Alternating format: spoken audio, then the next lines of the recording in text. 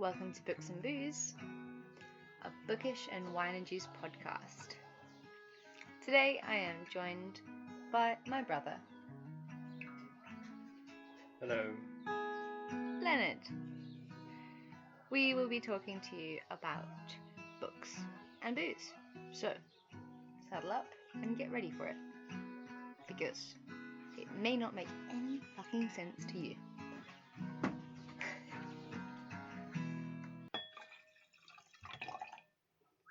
The soothing sounds of wine. We can edit that out. No, Glug, glug, glug, glug, glug. Books and booze, it should be in. Oh, right. We'll just leave the whole bit in then. Yeah. Whoop-de-freaking do. There you have the last bit of my expensive Leopard's Leap Cabernet Sauvignon 2018. Expensive, but I paid for it. But that's because... But she still complains that I helped myself to it, even though I freaking paid for it. Because you said that you were going to get yourself white wine. I wanted red wine because I don't like white wine. Yes, but I thought, we've got to be, environmentally conscious these days. We've got to save the white wino. So this Cab Sav pairs well with lamb and other red meats, poultry, cream and butter dishes. Black pepper, because, everyone just eats black pepper by itself. North Indian curries, something I can't pronounce, and matured Gouda cheeses. Jade can't pronounce something. Gruyere. Gruyere. Gruyere is a cheese, darling. Oh, right. My word. Proud partner to the Cape Leopard Trust, which seeks to protect the magnificent and endangered Cape Mountain leopard, not the white wino. Well, at least we're doing things for endangered species. So we have now come back because we have both finished The Perfect Wife by JP Delaney. And we have things to say about it. We do have things to say about it. I ended up giving this book a 2 out of a 5-star review. Oh, really? I did. That's quite low. I would have thought more. Well, compared to his other 2 books, which I loved, The Girl Before and Believe Me, I found this book very mediocre. Really? But you liked it a lot. I liked it a lot. I think if you've got a bit of a technical mind, which I clearly don't, you will appreciate it a lot more. But it's not just about the technology, it's about the weird psychology between the characters which comes to life in this digital age which they've created. So if you want to listen to what we thought about the first half of the book, we have a episode on that already called something about The Perfect Wife and fail. Something. You can't remember. What is it? Artificial Intelligence, that's it. Artificial Intelligence. That one. I've already forgotten this book because I didn't like it. That's pathetic. How can you forget a book just because you didn't like it? There's so many other books to remember that I do like. Oh, okay. But so I find if you are a tech-savvy person or you like sci-fi and you want to dip your toes into the thriller genre, then The Perfect Wife by JP Delaney is a very good fit for you. Just because I don't like it doesn't mean I won't recommend it to a certain type of person. I would definitely recommend it. It's a really interesting twist in the story, twist in the tale. I found it very slow-paced the entire way through, and then the last few chapters was just like, wham! I also found that you got to the last, I don't know, maybe, where are you, about probably 50 pages? Something like that, 50, 60 pages. And then it just blew up. It just raced into the ending that you didn't really expect. It was nothing, like you definitely couldn't really guess the twist. No. Even if you knew all about what the technology was going to be doing and what you might guess certain aspects of the predictability side of it, but there's things in there that were just very smart, very clever. Yeah. It's a very, as with most JP Delaney's, now that I've read a bit of his writing, it is pretty clever. The way it jumps timelines, the way it jumps between narratives of characters. So at one page you're reading from her perspective, the next minute you're reading from a male perspective speaking about her, and you've kind of got to adjust yourself to that. which can be a little bit of a stretch if you're not used to reading things like that. It's like the Pulp Fiction of novels. Indeed. There was an element of autism in this book, and it was only when I finished the book I realised that JP Delaney has a 21-year-old son who has autism. Did you read that part? I did read that. That's at the very end of the book. Where he was like busy shaving his son, and like I found that it's sad, but it's great that you hear from someone that really knows that kind of a syndrome and illness. Yeah, he's really writing from pure personal experience, which we've all been told over the years is the best way to write anything. And he said something about how from the book it seems like he wouldn't be a fan of the ABA, the intensive rote teaching of skills to young people with autism. On the contrary, we used ABA techniques with Ollie for 15 years and found them invaluable for teaching him everything from sign language to putting on a seatbelt. So even though, honestly, with what he portrays ABA to seem like in the book, which is pretty horrific, like shocking autistic children to stop having responses that are not ideal, he's now saying that, some of it does actually work. Yeah, he is basically. I think what he's actually really trying to say is, like, especially with the character in the book, which we won't go into too much detail on, is for all of the techniques that parents with children with autism use don't work. What? Yeah. They feel a sense of guilt because they're pushing their child to do these things, but the eventual technique that they come to and try and push with the child doesn't work and isn't effective. So they feel guilty about that because they're frustrating the child. The child's getting frustrated because it doesn't, I suppose that's a bad word, but the child doesn't understand, that it's not getting what the child needs. So the companion bot thing, without trying to give too much away, the cobot obviously has a connection to the cloud, to the internet somehow, and it can just pull information that it needs when it needs it. But what's interesting, it is limited in some ways, and it's quite interesting because JP Delaney uses this limitation in his other book, in The Girl Before. The Girl Before, with the building that they live in, with what they call housekeeper. Now, that thing cannot search Google like we search Google and get a million results. It filters everything meticulously, so it only gets the information that whatever is controlling it wants you to see, which is quite an interesting concept. So there's an element of control, which is what we would consider, I think, in human relationships and in human psychology, a form of manipulation, potentially obsession if it's a loving relationship, a meaningful relationship. Well, would you call any kind of obsessive behavior loving? Probably not. But people are delusional, and I think the main character, Tim, in this book maybe is a little bit delusional about a lot of what he considers to be love. Love. Woman. Definitely more obsession. Thank you, dog, for your input. One of the books she finds, infatuation, how to deal with infatuation and stuff. Like, it is definitely because of him that she had that book. I feel like she definitely wanted to find out more about infatuation and how to deal with it, because he was definitely infatuated with her and would stop at nothing to make sure that nothing would stop them being together, even if he had to modify her. Or to create the perfect wife. Very scary man, in my opinion. Yeah, that's psychopathic behaviour. Totally psychopathic behaviour. Yep. And when he doesn't get his way, he cries like a freaking baby. What a pussy. Isn't that kind of the definition of a psychopath? What a pussy. No. No, that's not the definition of a psychopath. It's they're always happy when they're in control of somebody else's mind, but when they lose control of that person's mind, then they are,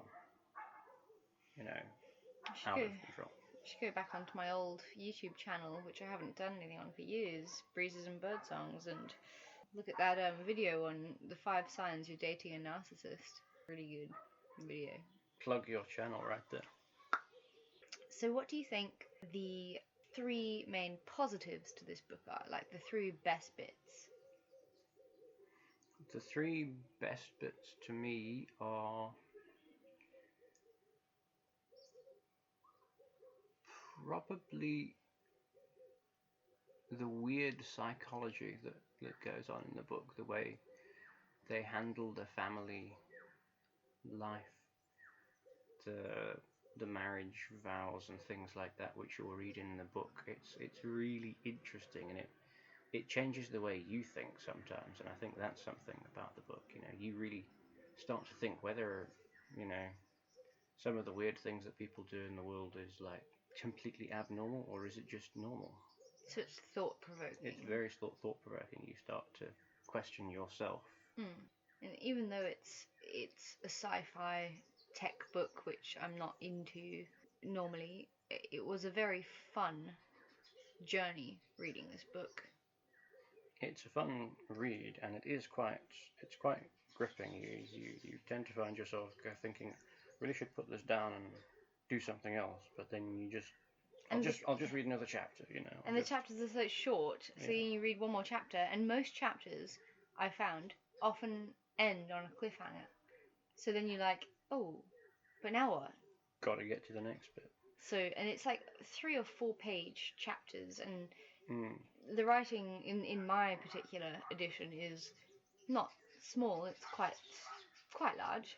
So it's like 3 or 4 pages per chapter, and then you're like, okay, I'll just read one more chapter, but then you're like, oh, but something really exciting just happened, I just need one more. Yeah. And then just one more. But like you were saying, where the chapter ends off on a cliffhanger, but then you go to the next chapter and it's a completely separate story intertwined. So From it's a different person, different place. So what you're actually trying to get to, the answer you're trying to get to, the cliffhanger, doesn't come for the next 2 chapters. So you carry on reading until you get there, and then it ends on another cliffhanger, and it just keeps you hanging on and just wanting to read more. Completely hooked. So in that sense, I find it a really good book because it keeps you interested, it keeps you wanting more. And because of the bite-sized chapters, it's so quick and easy to get through. Yeah, I like the bite-sized chapter idea. I think it's really good. Because whenever I'm the kind of person when I go to bed, I'll want to read a chapter, but with this book it's a bit too short. But then you get books that are like 20 to 25 pages long chapters, and the text is tiny, and then you're just like, oh gosh, I can't actually get through it, and I hate putting a book down when I'm halfway through a chapter. Me too. So it's pretty good because you could like say, okay, I'm going to read 3 chapters before bed, and that's probably perfect. But yeah, it's funny that you say bite-sized chapters in a tech kind of book. Bite-size, that's funny. Cheesy but funny. What do we feel about the character of Abby? I don't know if I feel that much sympathy for her. So she obviously, this isn't a massive spoiler for the entire story, but she had a bit of a problem with alcohol and maybe drugs. They never really... I think they mentioned cocaine a couple of times. But that was mainly her friends. I think her reports or medicals came back clean for coke. But you never know. But it was predominantly the alcohol. And she crashed a car, and she was like, and I just don't, like, we all know what's happened with our family by now, but like, I just don't have time for people that drink and drive like that and crash cars and make an absolute tit of themselves. Yes, yeah. Don't make a tit of yourself. Make tits. 2 tits better than 1. Then Don't tell. Wear a condom, people. Oh, sorry. Bad advice. Safe sex. That's why I have 2 children. If you're, unless you give each other medicals, that's a good idea. Do what? You edit that out. I'm being smart, telling people not to get STDs or HIV because that would be bad. Okay. Books and Booze has moved on to a new part of its existence. Condoms and contraceptives. I just bought some contraceptives. They've all changed it. They gave me this new box and I was like, what is it? So it's Yaz, but it's called Yaz Plus because apparently they've decided to put extra calcium in it. To keep your boner stiffer for longer. But I don't have a boner. Maybe it's for the lady boys. No, that doesn't make sense. Hermaphrodites? I think we should just change the subject. Okay. It'd be a hard one to edit. Love is not which alters when it alteration finds, he quotes. Sonnet 16, remember? We read it at our wedding. 4 lines each in turn, then the final couplet. Is it couplet? Yeah. Together. Which is the final 2 lines of a sonnet. What you like sonnets, so I wanted to find out what you thought about it. It's quite romantic. If you both like Shakespeare. Otherwise it's kind of doesn't mean anything. I suppose. That's really all I feel about it, to be honest. Fine. It's quite boring, to be honest. Well, let's try and think in Tim's head. He created his perfect wife robot cobot thing. Crunchy in the background's me. Yes, salt and chips. Love is not which alters when its alteration finds. So in other words, love is the same at its beginning before it's found something that it will alter to, or its alteration. So it will change, but it will still be the same love. In that vow that they say to each other, what they're really saying is that if you change your feelings, or if feelings change, then that's a breach of the vow, and it's kind of sad because that does happen quite naturally in many relationships. Tim Scott is basically the creator of the most advanced, impressive artificial intelligence, like Elon Musk was to electric cars and Jobs was to smartphones, Gates was to personal computers. Steve Wozniak. Way better. Steve Wozniak was way better than Jobs. Jobs was just the face of the company, but he was the brains, man. Jobs was more the designer and the. But anyway, we digress. But Woz fans unite. Bum ba da bum bum bum. It works now. So Leonard, what was your favourite JP Delaney book out of the 2 that you've read, which would be The Perfect Wife and The Girl Before? I think I preferred The Perfect Wife. Why would that be? Because I'm completely different. I really, really enjoyed The Girl Before. It just played more to my tech nerd geek mind. Even though The Girl Before did have very technological elements to it, like it's set around this eerie architectural phenomenon building featuring futuristic technology. It does, and I'm interested in that kind of stuff because being a sort of geek and I'm an electrician, and so yeah, that sort of thing interests me quite a lot. Automation and things like that. So for the listeners who don't know, The Girl Before, it's about this lady called Jane, and she becomes a tenant of 1 Folgate Street. Stop playing with your freaking phone. We're busy. I'm taking this seriously, promise. So Jane moves into 1 Folgate Street, and it's available. For fuck's sake, Leonard! I didn't know I was going to do that. Turn your phone off. We're trying. I don't even know how to do that yet. You don't know how to turn your phone off. No. And you're a geek. Yes. Oh, God. You press that button. Oh, my goodness. Okay, so Jane moves in. It's available to rent as long as you abide by an absurdly long list of rules and regulations. So she meets the criteria, and when she moves in, she realizes the old tenant died, and they look spectacularly alike. So both of these women, the one that had died, Emma, and Jane, start a relationship with the owner and architect of 1 Folgate Street, Edward Monkford. Jane starts to wonder if the murder of Emma and the murder of Edward Monkford's wife and child could be something to do with Edward Monkford. His wife and child were buried in a seemingly sacrificial way, and they were buried, I think, beneath the house before it was complete. I just found that way more up my street than The Perfect Wife, because The Perfect Wife is just a little bit too sci-fi for me. Yeah, that's got a bit more thriller and crime in it, which is your thing. My jam. Good jam. Did you find, because one thing I noticed in the beginning of The Girl Before was that it had quite a 50 Shades of Grey feel to it for a bit. Like, I thought it was going to go all 50 Shades of Grey. As in more sexual? Yes. I don't know if I really found that too much.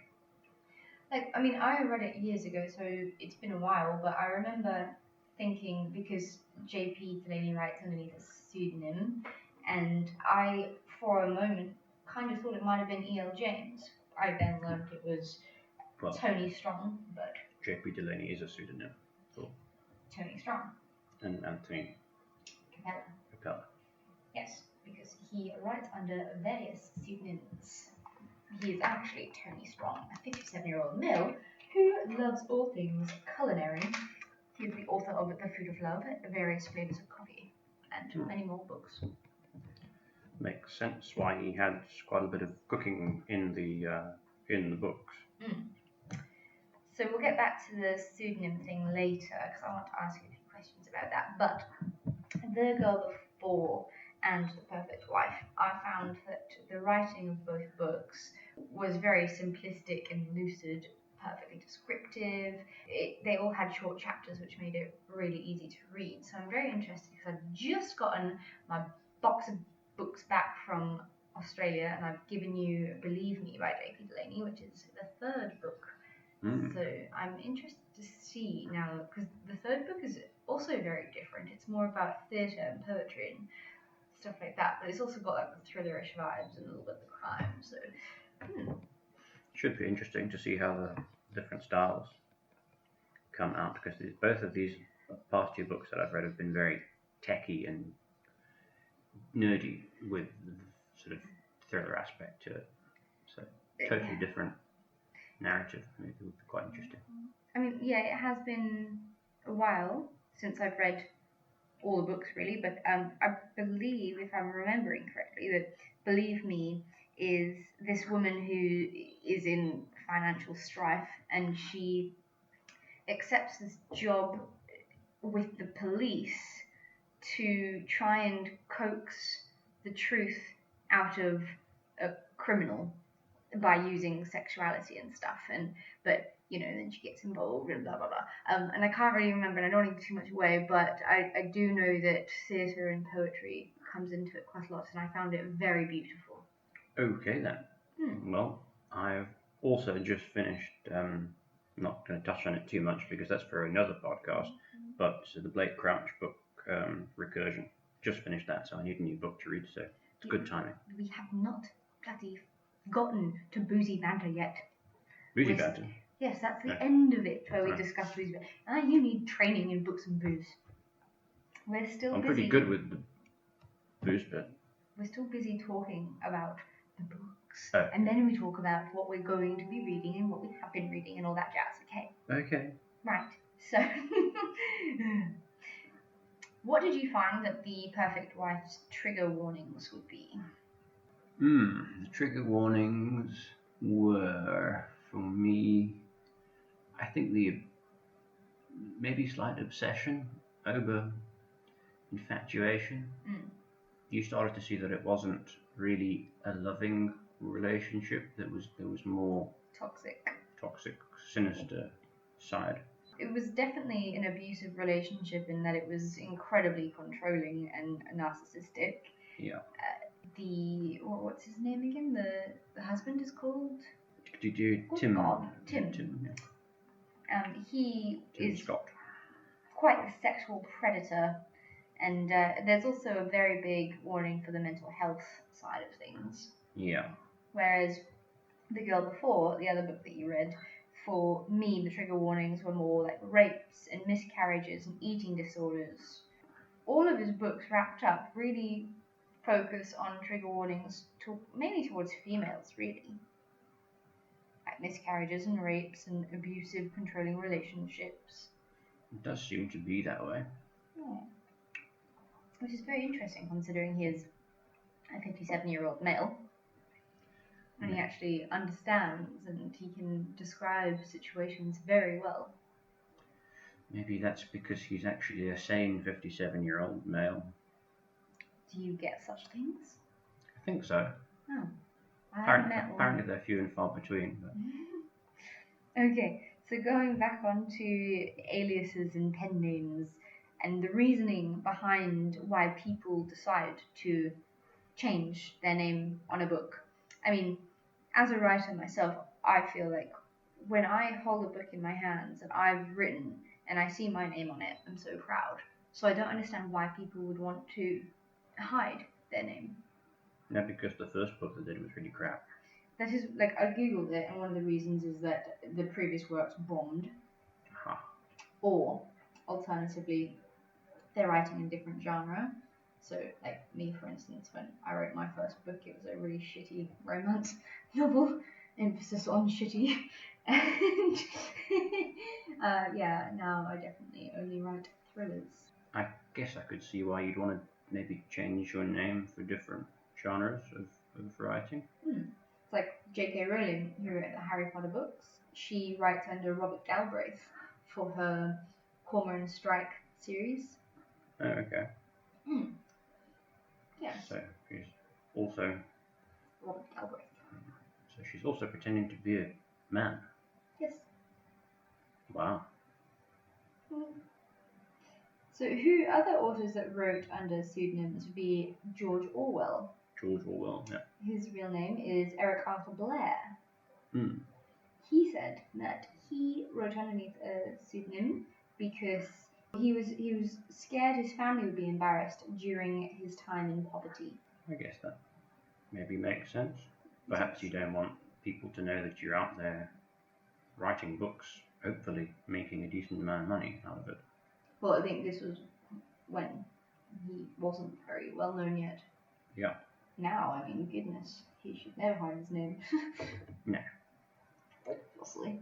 But there was also some speculation that George Orwell, when people were really well in the know of pseudonyms, that George Orwell was actually a woman, and because of, I think there was a thing about women in that time couldn't actually publish books and things like that. For some reason, there was some law against it. So one thing that they used to do, from what I've read in a bit of history, is that women would write under male pseudonyms. That's amazing. I watched a movie a while ago. I don't know what it was called. Let me have a look. I think Keira Knightley acted in it. It was all about her being a writer. Don't get me started on Keira Knightley. Oh. She was a writer, and she was forced to write for her husband or something, and he stole all of her books and published them under his name, and he became this absolutely incredibly well-known author. And in what was it called? Colette. Okay then. Great movie. I will have to watch. 2018 movie. So basically, this woman moves to Paris and she agrees to ghostwrite a semi-autobiographical novel for her husband. Its success soon inspires her to fight for creative ownership and overcome the societal constraints of the early 20th century. Right, so overall thoughts, Leonard? Overall thoughts. As far as Perfect Life goes, I liked it overall. It was a fun read. It was difficult to put down. Once you got sucked into it, you really just wanted to keep reading it and find out more. Did you have any problems with it? No, other than I was really distracted because I should have been doing other things and not reading all the time, but I couldn't put that book down.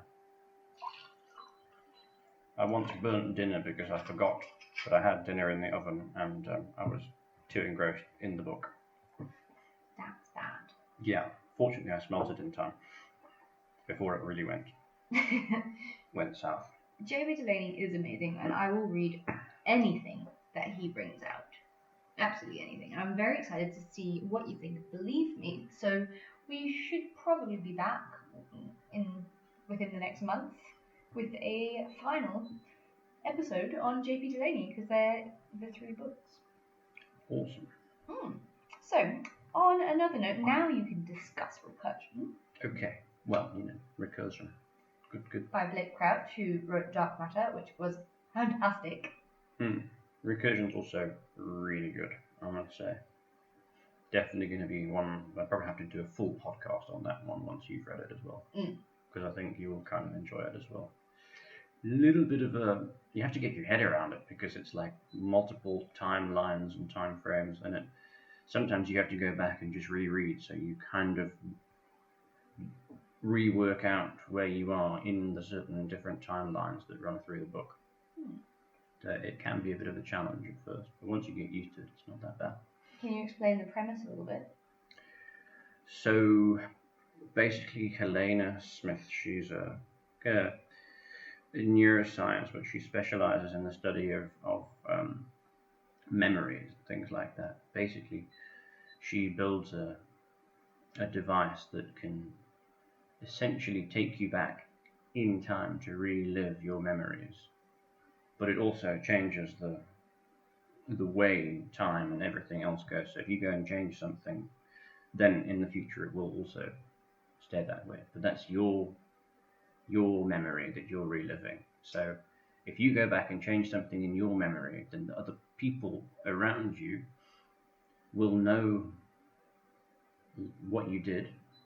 And that's called a dead memory. So they have like these dead memories of something that happened that didn't actually happen. False memories. So it's really, you've got to get your head around it. It's hard. Sounds like a book that I am going to really have a hard time wrapping my head around. But it's fun. It's a fun read. Is it as good as Dark Matter? Because Dark Matter was, I mean, I don't like sci-fi, and that book blew my mind. I really like Dark Matter as well. It's hard to say. Maybe they're so close together. And maybe I'd want to say, maybe I must reread Dark Matter and then give you an honest conclusion on that one. But I would say this is a pretty damn good book as well. Okay. It's up there with Dark Matter. Interesting. I'm interested to read some of his older works as well. But you mentioned as well that the other day when we were talking about Recursion, you said that it reminded you of Michael Crichton's writing. Yes. Why? Well, similar premise. Michael Crichton wrote Timeline as well as Jurassic Park, but Timeline was a similar sort of thing, except it wasn't using your memory. It was simply a giant time machine. Okay. I'm busy reading Only of Yours by Louise O'Neill, and I love Louise O'Neill. She's an Irish author. I've read every single one of her books besides now this one that I'm busy with, and her retelling of The Little Mermaid called The Surface Breaks or something. But I'm very interested to read it. Only Ever Yours, I believe, was her first dystopian novel, and basically it's about how women are now, like, they're not endangered. What is it when they've already extinct? How can women go extinct? That means the entire all of humanity will eventually go extinct. So women become procreation not possible. Women become engineered and designed to become the most beautiful masterpiece for a man, and they go through 16 years of schooling And you can either become, after the 16 years, you can become a companion, which is what everyone wants, or you can become a concubine, or you become a chastity or go underground, and then you, basically terminate. So this book it won like the Irish, let me just check, the Irish Book Awards Newcomer of the Year award.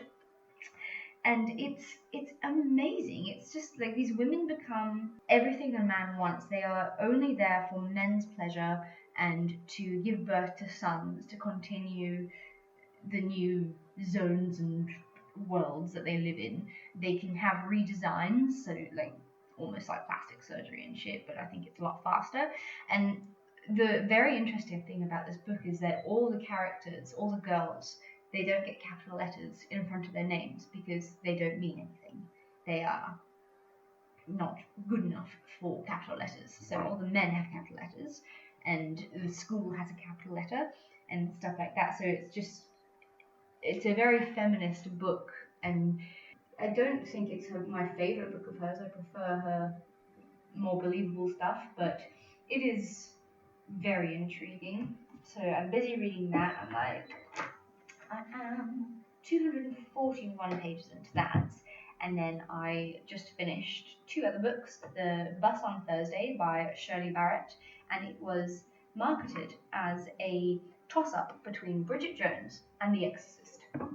Really? Okay. It was hilarious. It's an Australian novel, and I definitely got the big Bridget Jones vibes. I think it almost tried too hard to be the Australian version of Bridget Jones. It's like this woman that goes off to teach in this little town in Australia when she's had this like horrible breakup, and she found this lump in her boob, and she had like cancer, and she got it removed and stuff. So she goes to start over, and then really scary things start to happen. But it was just a bit too bizarre for me, so I did that. And then I finished today Black-Eyed Susans by Julia Hebelin, which I just got from my boxes from Australia. And that is about a girl who, at 16 years old, she is found in a shallow grave where she's lying on top of 4 other bodies of bones, and in like a Texan field, and she gets to testify against this serial killer in court and puts him on death row. And then 17 years later, she has a daughter of her own who's about 14 years old, and she looks outside her bedroom window, and there's this like flourishing of Black-Eyed Susans, which is the same flower that was on top of their grave when she been poached by this serial killer. So now all these things start to happen, and she wonders if she put the wrong guy behind bars, and his execution date is looming closer. And it's very, very fun, a very good atmospheric read, and I highly recommend it. Okay. Yeah. It sounds like a heavy read, though. It's not quite as bad, you know. You haven't read Car and Slaughter, have you? I think I did read one. It's very, very gory and graphic. It was quite graphic. But with a summary or a premise like the one Black-Eyed Susans, you'd think that would be gory, but it really didn't have that. It was a much easier read, and it focused more on the human psyche and the mystery than it did about gore and stuff, which was surprising and very good if you're new to that kind of crime psychological book. Because just in case you're a bit scared of the gore, give that one a go. I gave it 4 stars on Goodreads. Nice. Yeah. Have you been watching any movies? Movies? You don't watch movies, do you? I never have a chance to watch movies. I've watched so many movies lately, it is scary. I never watch movies, but, I've been having some fun. Yeah, I don't want to know. It's fine. Like, it's not like that. Like, we actually watch movies and cuddle and drink wine, and it's really nice. Okay. But we watched, what have we watched? Lots of old movies. He likes old movies, like, he showed me, what's that one? 88 miles per hour. 88 miles per hour is in Marty McFly. Yeah. What's the movie called? Back to the Future. Back to the Future. We watched that, and a few nights ago we watched Waterworld with a very young Kevin Costner, and apparently it was like the biggest flop of a movie, but I thought it was excellent. I really liked it. Last night we almost finished watching the new thriller called Ma, and that, yeah, it's very slow paced, but and yeah, we eventually just fell asleep. But I'm interested to give it a proper watch and finish it. But we spent the whole day out in the sun catching fish and getting a bit too much sun. What other movies? So many. Happy Death Day. We watched 50 Shades of Grey, like 50 Shades Darker and 50 Shades Freed, and they were amazing, and I loved them, because this guy reminds me of Mr. Grey. Why is there only 50 Shades of Grey when there's 50,000 different shades of white? No idea, actually. It's a random bit of information that I just happened to read off the back of a box for a new globe that I'm testing at work. Alright. Random information. Okay, so this week, what are your plans, Leonard? Reading Believe Me by JP Delaney. Yep, I'm going to start reading that probably tonight. I'm doing my quiz tonight. But have you finished Recursion? Yep. Oh, why did you bring it over? I forgot. I forgot, and I was already at work when you phoned me to come and do the podcast. Well, it's about time. The start of this podcast was recorded about 3 weeks ago. Yes, I know. And it's a 45-minute long. Well, not after I edited it. Not after you edit it. Okay, on that note, we are Jade and Leonard, and we will see you later. Bye!